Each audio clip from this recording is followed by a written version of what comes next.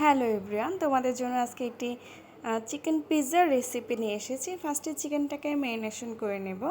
তার জন্য আমি একটু মরিচের গুঁড়া দিয়েছি, একটু হলুদের গুঁড়া দিয়েছি, আর আমাদের যে রাঁধুনির যে মশলাটা পাওয়া যায়, মাংসের মশলা, সেটা একটু দিয়ে নিচ্ছি। দিয়ে এটাকে আমি ভালো করে মাখিয়ে নেব, জাস্ট একটু লবণ দিয়ে এটাকে ভালো করে ম্যারিনেশন করে নেব।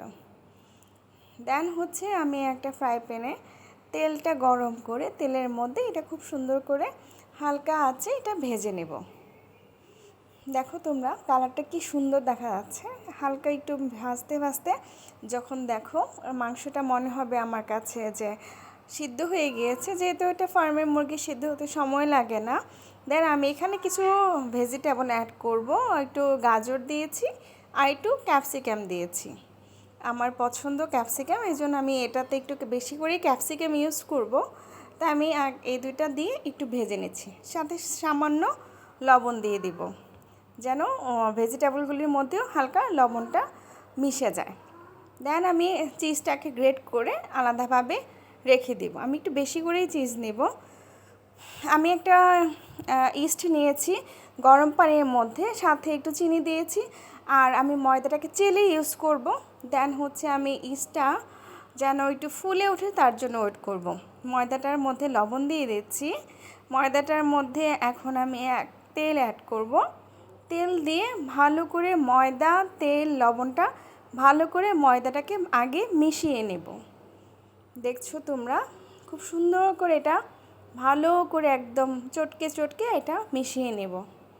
মিশিয়ে নেওয়ার পরে আমার এর মধ্যে ইস্টটা ফুলে উঠেছে, খুব সুন্দর করে ইস্টটা ফুলে উঠেছে। আমি এখানে আসলে মিল্ক অ্যাড করিনি। তোমরা চাইলে ইস্টটাকে দুধ দিয়েও আসলে অ্যাক্টিভ করতে পারো। তা আমি যেটা করেছি, আমি হচ্ছে গরম পানির মধ্যে দিয়ে করেছি। দেন আমি ভালো করে একদম এই মিশ্রণটাকে ভালো করে মাখিয়ে নিচ্ছি হাত দিয়ে চটকে চটকে। তারপরে আমি আবার একটু, আমার কাছে মনে হয়েছে একটু পানি লাগবে, মিশ্রণটা একটু নরমই হবে, আমি আরেকটু পানি অ্যাড করেছি। দেন আমি আসলে খুব দ্রুত পিৎজাটা বানাবো, আমার ইস্টটা ফুলে উঠেছে। আমি ট্রেতে যেহেতু বানাবো, তো ট্রের মধ্যে আমি খুব সুন্দর করে মিশ্রণটাকে, ময়দার মিশ্রণটাকে ভালো করে বিছিয়ে নিচ্ছি। আমি পুরো ট্রেটা জুড়ে, যে বড় একটা পিৎজা হবে, আমি স্কোয়ার শেপের একটা পিৎজা বানাবো।